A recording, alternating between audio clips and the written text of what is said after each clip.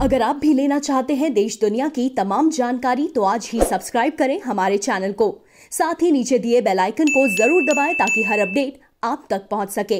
नमस्कार, प्रभात साक्षी news network पर आप सभी का स्वागत है।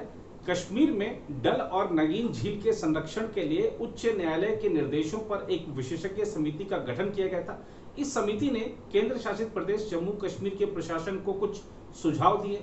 इन सुझावों पर उपराज्यपाल की अध्यक्षता वाली प्रशासनिक परिषद ने कुछ दिशा निर्देश तैयार किए, जिन्हें पब्लिक डोमेन में भी रखा गया कि किसी को अपने सुझाव हैं, किसी को कोई आपत्ति है तो वो बताए। अब जो हाउस बोट मालिक हैं और जो शिकारे वाले हैं, उनकी शिकायत ये है कि इससे तो बिल्कुल हमारा जो कारोबार है, हमारा जो धंधा है, बिल्कुल चौपट हो जाएगा। और इसमें जो दिशा निर्देश हैं, इन लोगों का कहना है कि ये पूरी तरीके से हाउस बोट उद्योग को खत्म करने वाले हैं।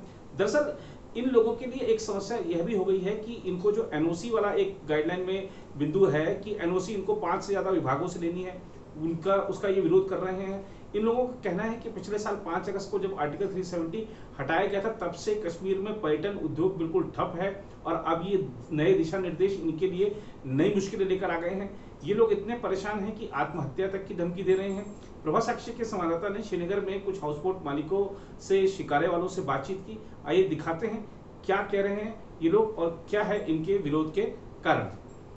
मेरा नाम मोहम्मद याकूब दूनू है और मैं Kashmir house boat owners association का स्पोक्स पर्सन हूँ। इस वक्त जहाँ पे हम खड़े हैं ये नगीन झील कहलाता है और इसमें करीबन 250 से ऊपर हाउस बोट्स जो रजिस्टर्ड है विद डिपार्टमेंट टूरिज्म श्रीनगर। मुश्किलात एक हो तो मैं कहूँ, लेकिन अगर मैं लिस्ट बनाऊँ तो बहुत हज़ारों में मिलेगी। खैर मैं चीदा आपको बता दूँगा कि किन मुश्किलों से हम पिछले 1 साल से गुजर रहे हैं। जैसे कि आपको भी इस बात का इल्म है कि गुज़श्ता साल जब यहाँ पे 2 अगस्त को गवर्नमेंट एडमिनिस्ट्रेशन की तरफ से ट्रैवल एडवाइजरी का फरहम मंजर आम आ गया और उसके बाद ये कहा गया यहाँ पे जो टूरिस्ट थे कि जितने भी यहाँ पे टूरिस्ट है वो अपने अपने रियासतों में वापस चले जाएं। अभी तो आर्टिकल 370 का वो जो दौर था वो ख़त्म नहीं हुआ था, उसके बाद कोविड-19 ने अपनी कसर पूरी कर दी। उसके बाद अभी हम उस कोविड-19 से भी नहीं जूझ रहे थे, तो यहाँ की जो इंतज़ामिया है उन्होंने ड्रैकोनियन लॉ, जिसको हम काली किताब भी कहें तो कम नहीं होगा, उसमें जो कवानीन उन्होंने लाए हमारे लिए रिन्यूअल ऑफ रजिस्ट्रेशन के लिए, उसमें से बहुत सारे ऐसे कवानीन हैं जो हमारे जो हाउस बोट वाले हैं, हाउस बोट मालिकान हैं, कोई एक उसमें से एक ऐसा कानून पूरा नहीं कर सकता है। खुदा के लिए मुझे ये बताइए, ऐसा कौन सा दुनिया में कानून है जिसमें यह कहा जाता है कि अगर आपको किसी भी कोई रजिस्ट्रेशन रिन्यूअल करना है तो उससे पहले आपको घर से बेघर होना है। इसी तरह उसमें जो दूसरा कवानीन है कि आप डिपार्टमेंट टूरिज्म जब चाहे जहाँ चाहे हमें अपनी हाउस बोटों को मुंतकिल करना है, तो अगर नहीं करेंगे तो उस सूरत में भी हमारी रजिस्ट्रेशन जो है वो रिन्यूअल नहीं हो पाएगी। इसी तरह और एक कानून उसमें और भी है कि जो एनओसीज 5 अथॉरिटी से हमने लानी है, तो ये एक सूझी साजी चाल है, मिली भगत है इंतज़ामिया का कि जैसे पीडीडी से हमने अपनी बिल्स अदा करनी है, उसके बाद वो हमें एनओसीज देंगे। तो मुझे बताइए खुदा के लिए, हमने लास्ट ईयर से अभी तक एक पैसा भी अपने हाउस बोटों से नहीं कमाया है और ऊपर से हमें ऐसे ड्रैकोनियन लॉज थोपे जाते हैं। एक तो हमारी हालात इस वक्त, हम बेबसी और मफलूज ज़िंदगी बसर कर रहे हैं। जैसे कि आपको मालूम है हमारा लाइवलीहुड जो है वो सिर्फ़ और सिर्फ हाउस बोट है। हाउस बोट में जब यहाँ पे टूरिस्ट आ जाएंगे तभी हम कमा सकते हैं और हमारा जो रेवेन्यू है वो इसी हाउस बोट से ही जनरेट होता है।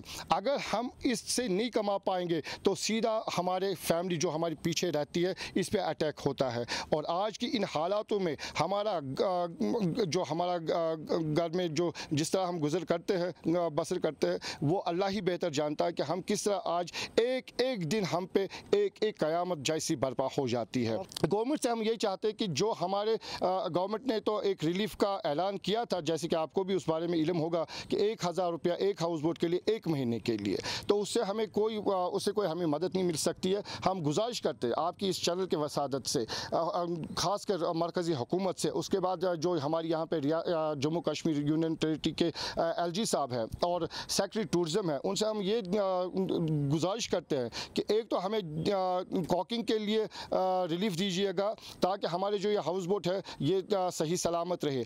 अगर हमें रिलीफ नहीं मिल सकता है गवर्नमेंट की तरफ से आने वाले टाइम में, तो अनकरीब आपको आपको ये मैं आप प्रेडिक्शन देता हूँ आपकी इस चैनल की वसादत से कि आप देखेंगे आने वाले टाइम में यहाँ पे न जाने कितने हाउस बोट्स ऐसे होंगे जो आने वाले टाइम में यहाँ पे डूबेंगे, और इसका खामियाजा हमें ही भुगतना पड़ेगा और इसका इल्ज़ाम सीधा सीधा यहाँ की इंतज़ामिया पे हम लगा देंगे। हम ख़त्म हो गए, हमारे पास कुछ नहीं है।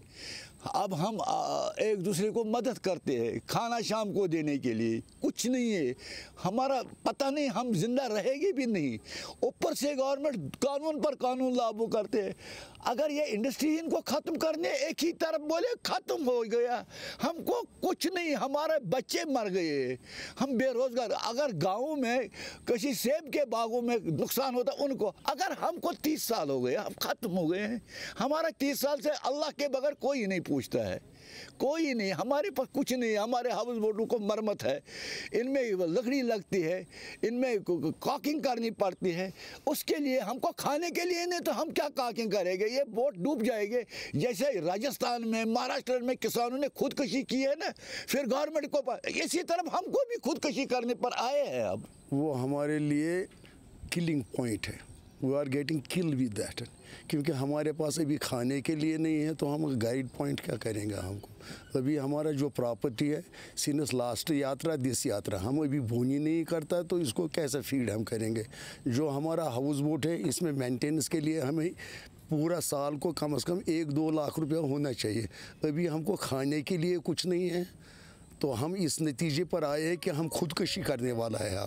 आप जो ये इंडस्ट्री है डे बाय डे ये डूब जाता है, हम किसको बोलेंगे, अल्लाह के सिवा कोई सुनने वाला हमारे पास रह ही नहीं है। आप हम देखो, पहले हम पिछले साल जो 370 इसने और पार्टी का आर्टिकल 35 से जब से टूरिस्ट यहाँ से कश्मीर से निकाल दिया गया, तब से हम मुश्किल दौर से गुज़र रहे हैं। फिर उन्हें जो अपने गाइडलाइन का इशू किया इसने, हम वो उभर नहीं सकते 370, फिर उन्हें ये गाइडलाइंस हमारे ऊपर सिर के ऊपर डाल दिए कि हम इसमें अफोर्ड नहीं कर सकते हैं। जिसने ये मेंटेनेंस करने वाले हैं वो हम अफोर्ड नहीं करते।